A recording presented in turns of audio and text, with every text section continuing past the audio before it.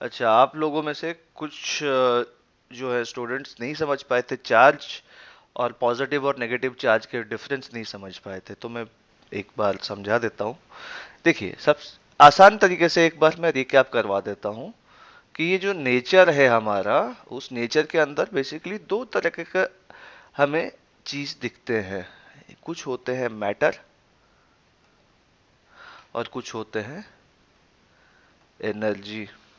ठीक है, तो एनर्जी के बारे में हमें अभी बात नहीं कर रहे, हम सिर्फ मैटर के बारे में बात करें। तो मैटर की जो प्रॉपर्टीज होते हैं, एक प्रॉपर्टी मैटर का होता है मास, एलिमेंट्री प्रॉपर्टी, दूसरा होता है चार्ज।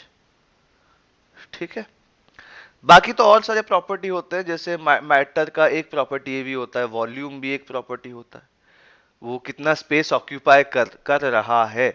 ठीक है, length wise, breadth wise, height wise, अब तीनों को एक साथ लूंगा तो वॉल्यूम मिल जाएगा। तो वैसे मास एक प्रॉपर्टी है, चार्ज एक प्रॉपर्टी है, वॉल्यूम एक प्रॉपर्टी है।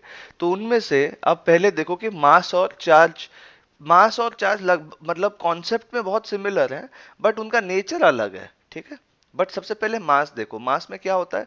मैंने दो पार्टिकल लिया। ठीक है, एक पार्टिकल ए है, एक पार्टिकल है बी। ए का मास क्या है, m टाइम्स ए। बी का मास है m टाइम्स बी। अब एम ए को आप 1 kg लो, 2 kg लो, 4 kg लो, 15 kg लो, इसको पे कुछ भी लो, एम बी को भी आप कुछ भी ले सकते हैं, बट मैं इन जनरल बता रहा हूँ। इसका मास है m है, इसका मास है एम बी। तो F, the force of attraction, there will be attractive force among between A and B, जो जिसका जो वैल्यू है, न्यूमेरिकल वैल्यू उस फोर्स का, और ये तो अट्रैक्टिव फोर्स है ही, मतलब बी जो है ए को अपने तरफ खींचेगा डायरेक्टली, और ए जो है बी को अपने तरफ खींचेगा, मतलब the force will be directed towards the point which is pulling it. So this is a pulling force. Mass, mass gravitational जो फोर्स होता है, इसको हम क्या बोलते हैं, ग्रेविटेशनल फोर्स।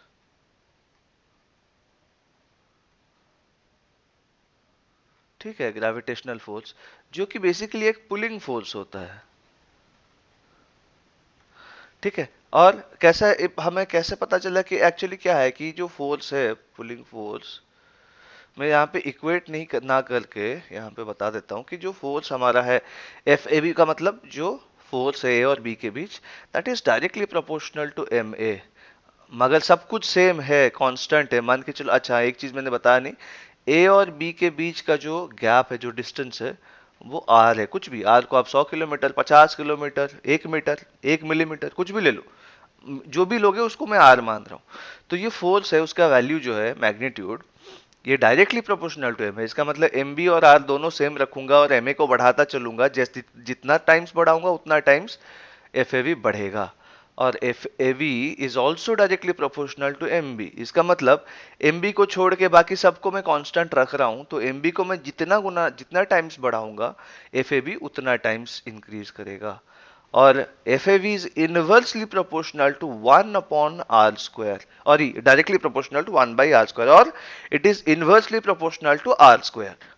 तो वट एवर द जो r है, उस बाकी एम ए और एम बी दोनों को कांस्टेंट रखूंगा, और मैं r को मान के चलो ट्वाइस कर दूंगा। If I increase r to its twice, और if I double the value of r, then r² would be 4 times one, तो फोर्स जो है 1/4 हो जाएगा।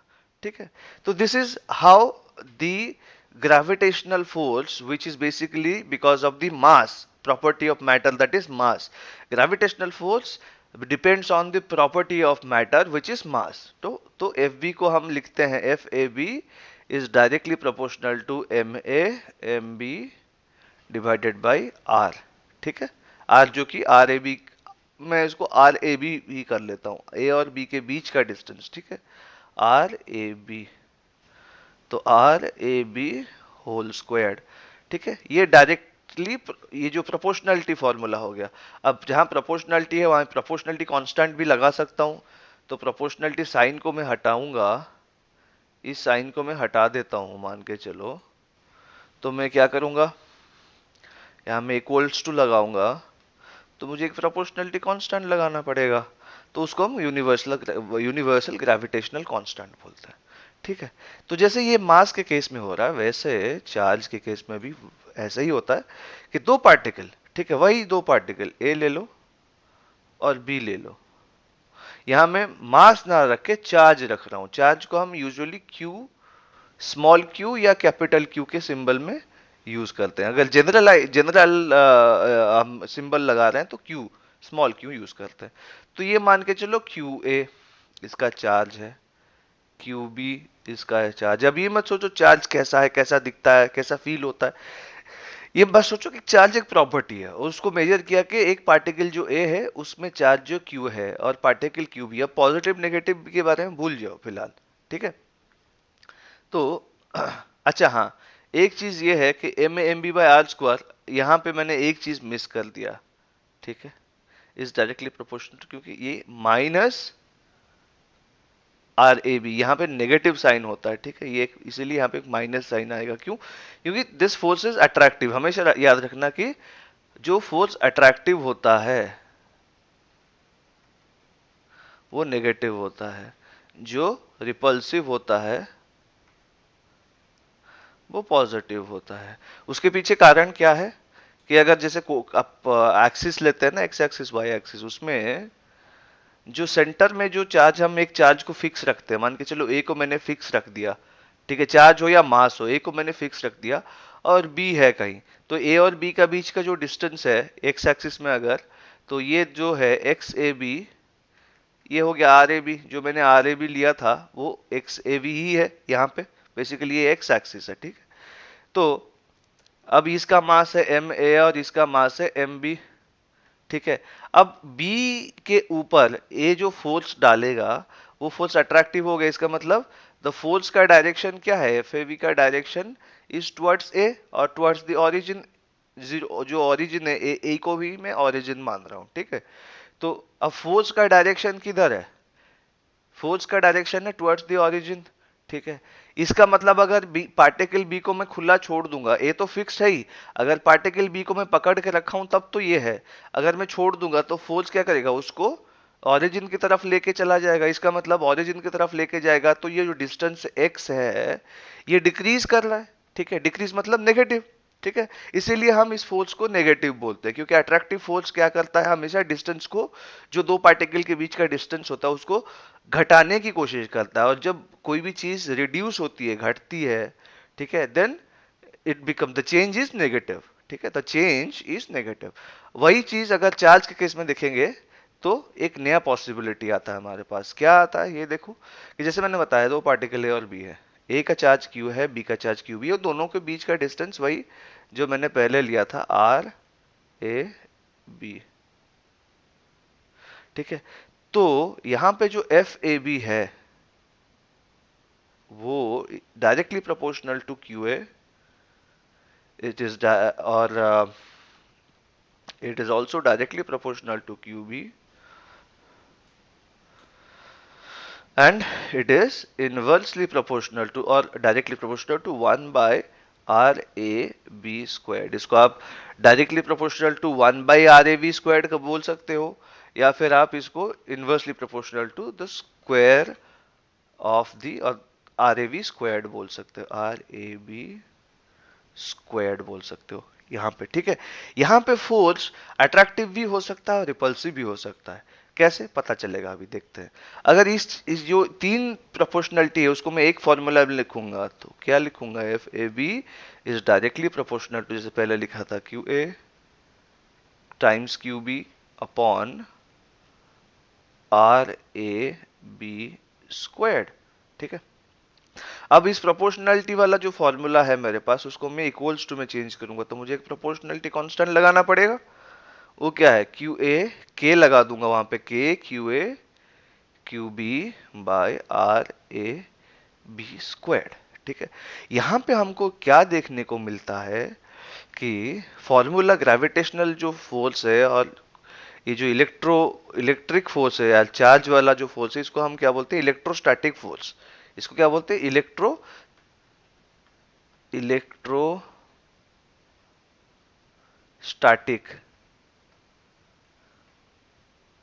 अब इलेक्ट्रोस्टैटिक फोर्स क्यों बोलते हैं, क्योंकि बेसिकली इलेक्ट्रिक चार्ज जो क्यू है वो क्या होता है, इलेक्ट्रिक चार्ज है बेसिकली। अब इलेक्ट्रिक चार्ज जब रेस्ट में है, कोई मूव नहीं कर रहा है, ठीक है, there is a tendency of movement, but दोनों चार्ज को मैं पकड़ के रखा हूं, दोनों को फिक्स करके रखा हूं, ये मूव नहीं कर रहे हैं, तभी ये फोर्स आएगा। F A B is K Q A Q B by R A B square. अगर ये दोनों चार्ज मूव करने लग गए, इसमें से किसी भी चार्ज को मैं अगर छोड़ दिया, तो वो दूसरे की तरफ या दूसरे से अवे चला जाएगा, इधर टुवर्ड्स बी और अवे फ्रॉम बी जाएगा, depending on whether the force is attractive और रिपल्सिव।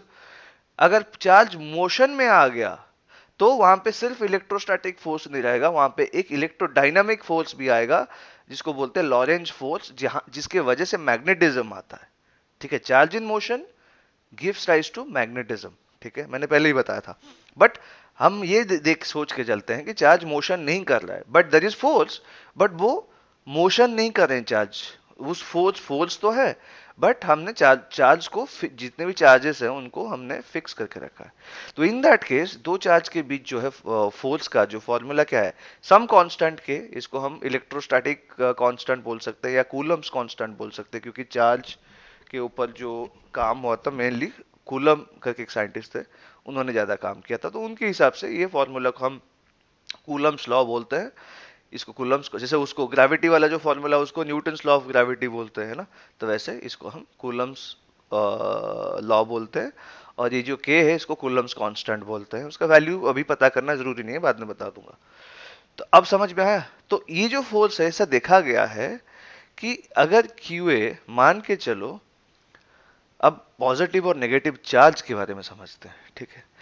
अच्छा ये देखो, मान के चलो क्यू ए जो है ये भी पॉजिटिव है, क्यू बी भी पॉजिटिव है, मतलब क्यू ए का वैल्यू से मास के केस में दोनों, एक 5 kg है, दूसरा 10 kg है, तो दोनों पॉजिटिव, एक 5 एक 10 है, बट दोनों पॉजिटिव है, मास कभी नेगेटिव हो ही नहीं सकता। बट चार्ज जो है ये नेगेटिव हो सकता है, क्यों हो सकता है ये भी बाद में बताऊंगा। बट सोच पहले देखो, ये दोनों चार्ज नेगेटिव हो सकते हैं, इसमें से एक पॉजिटिव भी हो सकता है, दोनों नेगेटिव भी हो सकते हैं, दोनों पॉजिटिव हो सकते हैं, उनमें से कोई एक नेगेटिव भी हो सकता है। तो whatever the sign of the charge, अगर दोनों का सेम है, तो अगर ये प्लस है और ये प्लस है, तो plus into plus is plus, है ना। और ये अगर माइनस है, नेगेटिव है, ये भी नेगेटिव है, तो -1 इंटू -1 इज +1।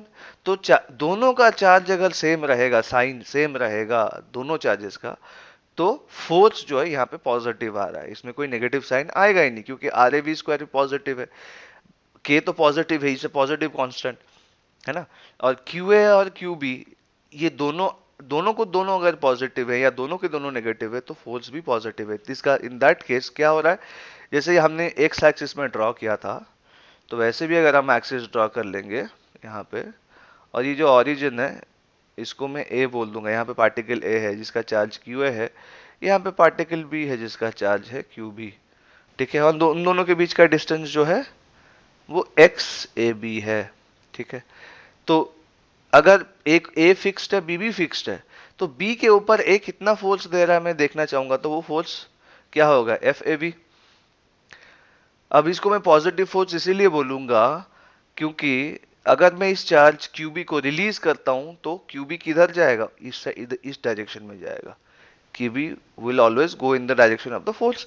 अब इस डायरेक्शन में जाएगा तो एक्स से भी इंक्रीज कर रहा है ना, तो एक्स भी इंक्रीज कर रहा है, तो इंक्रीज को हम हमेशा पॉजिटिव साइन देते हैं, इसलिए फोर्स भी यहाँ पे पॉजिटिव होगा।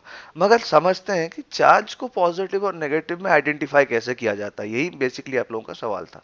तो चार्ज को पॉजिटिव और नेगेटिव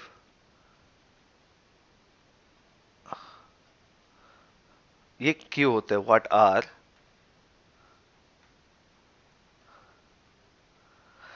अब देखो इसके बारे में ऐसा है कि सबसे पहले देखो, कोई भी चार्ज है, अब ये भूल जाओ कोई भी चार्ज है, मान के चलो मेरे पास एक चार्ज है Q, जैसे वहां पे क्यू ए क्यू भी लिया था, वैसे मेरे पास एक ही चार्ज है अभी फिलहाल Q, I have only one charge Q। ठीक है, अगर मैं उस पार्टिकल को क्लोन कर देता हूं, कोई भी प्रोसेस लगा, इमेजिन करो, अगर उस पार्टिकल का फोटो कॉपी कर लेता हूं, मान के क्लोन कर लेता हूं, डुप्लीकेट बना देता हूं, तो दूसरा पार्टिकल जो आएगा वो भी क्यू चार्ज का ही आएगा। ठीक है, दूसरा भी क्यू पार्टिकल आएगा। अगर मैं दो से आइडेंटिकल चार्जेस को आसपास लाता हूं और उनके बीच का कुछ भी डिस्टेंस है आर, तो उनके बीच जो है रिपल्सिव फोर्स होगा। ये हमने देखा। ये दोनों आइडेंटिकल है, Q और Q दोनों। ये अगर इसका मतलब अगर Q पॉजिटिव है ये भी पॉजिटिव है, अगर ये पॉजिटिव है ये पॉजिटिव है, क्योंकि दोनों आइडेंटिकल है। अगर ये नेगेटिव है ये भी नेगेटिव है। ठीक है, ये देखा मैंने। मगर दूसरा एक केस हमने ऑब्जर्व किया साइंटिफिकली कि क्या होता है ना, कोई कुछ कभी कभार ऐसा होता है कि ये जो इलेक्ट्रोस्टैटिक जो फोर्स होता है, ठीक है, अगर सारे चार्जेस सिर्फ पॉजिटिव ही होते तो ये जो फोर्स हमारे बीच दो चार्ज पार्टिकल के बीच जो फोर्स होता है एफ ए बी जो हमने देखा, ये हमेशा पॉजिटिव होता। ठीक है, अगर चार्जेस एक ही तरह का होते, सबका साइन एक ही होता, भले वैल्यू अलग अलग होता, मगर चार्जेस अगर आइदर सारे के सारे पॉजिटिव होते या सारे के सारे नेगेटिव होते, ठीक है, तो क्या होता? अगर चार्जेस सारे के सारे पॉजिटिव होते हैं, सारे के सारे नेगेटिव होते, तो क्या होता? तो होता ये कि उन दोनों के बीच हमेशा रिपल्सिव फोर्स होता।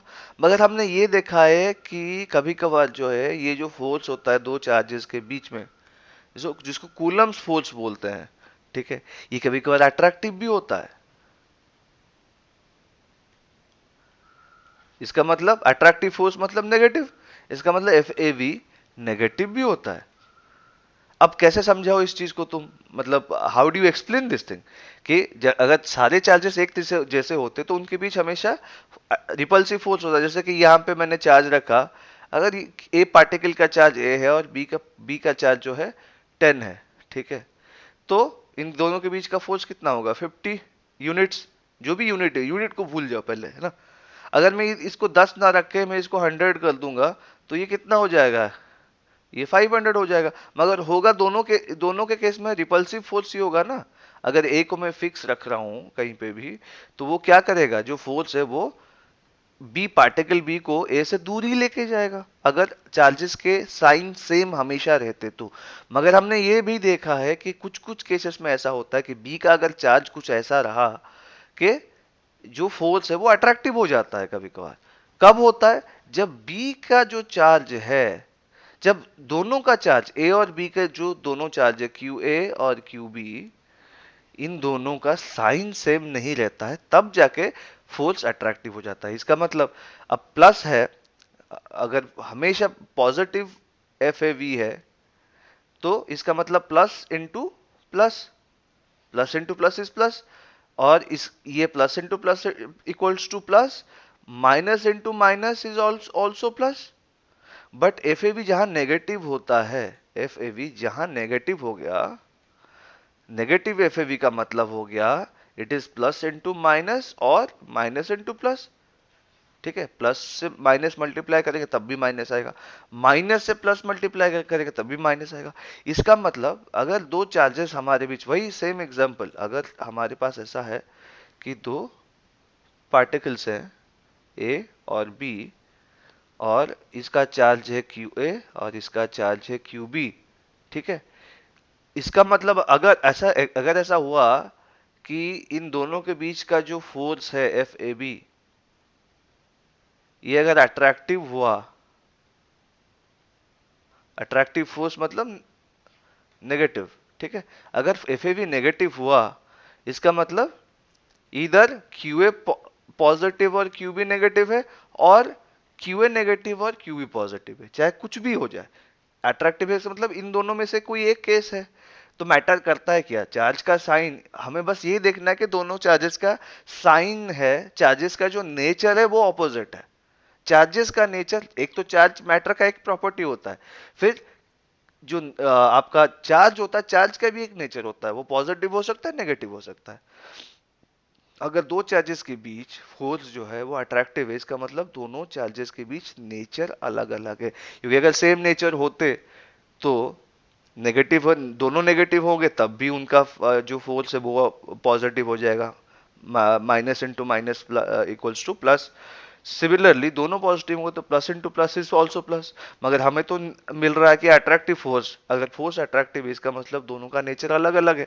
तो उस केस में आप किसी को भी पॉजिटिव ले लो, किसी को भी नेगेटिव ले लो, कोई मैटर नहीं करता, मगर ये देखना है कि एक को पॉजिटिव लेना है, एक को नेगेटिव लेना है, ठीक है, so that the product will be negative. But अब वही बात है ना कि ऐसा है ना, हर कोई किस मतलब अगर हम ऐसे एम्बिग्विटी छोड़ देंगे है ना, कोई किसी को पॉजिटिव को बोल रहा है, उस चीज को कोई और जाके नेगेटिव बोल रहा है, तो जब कॉम्प्लिकेटेड कैलकुलेशन हो जाएगा तो वहां पे दिक्कत हो जाएगी ना, मतलब सबका रिजल्ट अलग अलग आएगा। तो उस केस में क्या है, हमने एक कन्वेंशन फॉलो किया, एक रूल बना दिया कि सबने एग्रीमेंट किया कि हम कुछ चार्जेस को पॉजिटिव बोलेंगे और कुछ चार्जेस को नेगेटिव बोलेंगे। ठीक है, तो सिमिलरली हमने क्या किया, इलेक्ट्रॉन के चार्ज को नेगेटिव ले लिया, और प्रोटॉन का जो चार्ज है, प्रोटॉन प्रोटॉन का पी भी ले लो, कोई दिक्कत नहीं है। ठीक है, इलेक्ट्रॉन को चार्ज को हमने नेगेटिव ले लिया और प्रोटॉन के चार्ज को हम पॉजिटिव ले लिए। ठीक है, अब ये भी कर सकते थे हम चाहे तो प्रोटॉन को नेगेटिव ले सकते थे और इलेक्ट्रॉन को पॉजिटिव ले सकते थे। ठीक है, तो उसमें भी कोई फर्क नहीं पड़ता, हमने लिया है इस चीज को, बस एक स्टैंडर्ड लिया। दो पार्टिकल है वैसे, एक जैसे एटम के अंदर क्या होता है, एक आउटर जो लेयर होता है एटम का, कोई भी एटम का सेंट्रल बिल्कुल छोटा सा टाइनी जो सेंट्रल यूनिट होता है वो होता है न्यूक्लियस। न्यूक्लियस के अंदर होता है प्रोटॉन, न्यूट्रॉन भी हो सकता है, जरूरी नहीं कि न्यूट्रॉन हो। हाइड्रोजन में न्यूट्रॉन नहीं होता है, हाइड्रोजन का स्टैंडर्ड आइसोटोप जो है वो उसमें न्यूट्रॉन नहीं होता है। ठीक है, आइसोटोप का मतलब एक तरीके का हाइड्रोजन। ठीक है, there are 2 to 3 types of hydrogen, but जो सबसे कॉमन वेराइटी हाइड्रोजन का मिलता है उसमें प्रोटॉन नहीं होता है। ठीक है, तो जरूरी नहीं कि न्यूक्लियस में हमेशा प्रोटॉन हो, तो सॉरी न्यूट्रॉन हो। तो हाइड्रोजन में प्रोटॉन होता है, न्यूट्रॉन नहीं होता है। तो उस केस में अब न्यूट्रॉन को देख हमने पाया कि दो न्यूट्रॉन को अगर हम पास लाते हैं उनके बीच कोई फोर्स, अट्रैक्टिव या रिपल्सिव फोर्स नहीं होता है। इसका मतलब इन दोनों के बीच जो है कोई चार्ज नहीं है। हाँ, मास के वजह से होता है, मगर मैंने जब पहले क्लास में बताया था कि ग्रेविटेशनल फोर्स जो होता है, जो arises the gravitational force that arises due to mass, that has a very small value. The gravitational constant जो मैंने यहाँ डिफाइन किया था सबसे पहले, सॉरी, ये जो g का वैल्यू है वो इतना एक फ्रैक्शनल वैल्यू है कि मास के वजह से अगर दोनों दो पार्टिकल के बीच कोई फोर्स है वो उसका वैल्यू बहुत कम होता है। ठीक है, बहुत कम। तो पता चल जाता है कि वो ग्रेविटेशनल फोर्स है कि कूलम्स फोर्स है।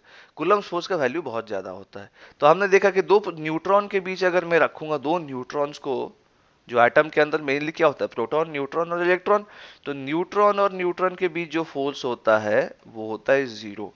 प्रोटॉन और प्रोटॉन इन दोनों के बीच जो फोर्स होता है वो पॉजिटिव यानी रिपल्सिव। इलेक्ट्रॉन और इलेक्ट्रॉन के बीच जो फोर्स होता है वो भी होता है पॉजिटिव यानी रिपल्सिव। हाउएवर, अच्छा एक चीज और भी है, प्रोटॉन और न्यूट्रॉन के बीच जो फोर्स होता है वो होता है जीरो। क्यों? उनमें से एक का चार्ज नहीं है, तो एक ही पार्टिकल है, वो अपने ऊपर थोड़ा ना फोर्स डालेगा। तो दूसरा है कि इलेक्ट्रॉन और न्यूट्रॉन के बीच जो होता है फोर्स जीरो होता है। क्यों? क्योंकि इलेक्ट्रॉन का तो चार्ज है, न्यूट्रॉन का चार्ज तो है ही नहीं, तो एक पार्टिकल क्या फोर्स डालेगा अपने आप पे। तो ये हो गया। अब देखो, मगर अब देखा इलेक्ट्रॉन इलेक्ट्रॉन के बीच पॉजिटिव है, प्रोटॉन प्रोटॉन के बीच पॉजिटिव है, तब तो इससे हमें ये यहाँ से तो हमें समझ में नहीं आता कि चार्ज नेगेटिव भी हो सकता है। मगर हमने देखा अगर प्रोटॉन और इलेक्ट्रॉन को अगर दोनों को आस पास लेके आते हैं तब उनके बीच जो फोर्स होता है वो नेगेटिव हो जाता है। अब यहाँ से हमको शॉक लगा कि यार दो प्रोटॉन रखता हूँ तो नेगेटिव सॉरी पॉजिटिव आता है फोर्स, दो इलेक्ट्रॉन रखता हूँ तब पॉजिटिव है, एक प्रोटॉन रखता हूँ एक इलेक्ट्रॉन रखता हूँ तो फोर्स नेगेटिव क्यों हो जा रहा है। इसका मतलब जो है, जो फॉर्मूला मैंने डिफाइन किया, जो Q1 और Q2 दो चार्ज है, Q1 की जगह मैं QP कर देता हूँ, QA की जगह चार्ज ऑफ प्रोटॉन, और QE जो है चार्ज ऑफ इलेक्ट्रॉन। अब मैंने हिसाब करके पहले देखा था कि QP is equal to Q, मतलब वैल्यू जो है QP का वैल्यू, सिर्फ न्यूमेरिकल वैल्यू, साइन नहीं, सिर्फ न्यूमेरिकल वैल्यू दोनों सेम है। ठीक है, मगर एक प्रोटॉन और इलेक्ट्रॉन दोनों के बीच जो फोर्स होता है वो होता है अट्रैक्टिव या नेगेटिव। वो तभी हो पाएगा जब उनमें से ये दोनों जो चार्जेस हैं, प्रोटॉन और इलेक्ट्रॉन के जो चार्जेस हैं, उनका नेचर ऑपोजिट है, तब जाके वो अट्रैक्टिव होगा। इसका मतलब अगर मैं इसको प्लस लूंगा और इसको नेगेटिव लूंगा तब भी मुझे नेगेटिव मिलेगा, इसको नेगेटिव लेके इसको प्लस लूंगा तब भी ये नेगेटिव मिलेगा। तो चाहे मैं कैसे भी कर लूं, मुझे हर हाल पे नेगेटिव ही मिलना है। तो अब साइंटिस्ट लोगों ने ये डिफाइन कर दिया कि इलेक्ट्रॉन नेगेटिव है और प्रोटॉन पॉजिटिव है। अगर प्रोटॉन का चार्ज प्लस क्यू है तो इलेक्ट्रॉन का चार्ज माइनस क्यू है। ठीक है, तो समझ में आया कि पॉजिटिव और नेगेटिव चार्ज क्या है, बेसिकली कैसा हम डिफाइन करते हैं। तो इन शॉर्ट देखा जाए तो चार्ज का दो पॉसिबल नेचर, किसी भी चार्ज का दो पॉसिबल नेचर होता है, या तो वो पॉजिटिव इन नेचर होता है, अब नेचर को आप साइन भी बोल सकते हो, या नेगेटिव इन नेचर या नेगेटिव इन साइन हो सकता है। अगर दो चार्जेस के बीच सेम साइन है, दोनों चार्जेस का सेम साइन है, चाहे दोनों का पॉजिटिव हो चाहे दोनों का नेगेटिव हो, तो उनके बीच जो है रिपल्सिव यानी पॉजिटिव फोर्स एग्जिस्ट करेगा। अगर दो चार्जेस का नेचर जो है म्यूचुअली ऑपोजिट है, ठीक है, तो उनके बीच अट्रैक्टिव फोर्स रिजल्ट करेगा। ठीक है, अब मेरे ख्याल से ये आप लोगों को समझ में आ चुका होगा। ठीक है, और मैं एक एग्जांपल जैसे आपको बता रहा था वो अ, शायद मैं ये लाइव क्लास में आपको बता दूंगा, तो इसके बारे में हम लाइव क्लास में डिस्कशन करेंगे, थोड़ा सा अच्छा कॉन्सेप्ट है। ठीक है, तो अगर कोई डाउट हो तो तुरंत मुझे पूछना, ये वीडियो मैसेज के हिसाब से मैं डाल रहा हूँ ग्रुप में। चलो ठीक है, थैंक यू।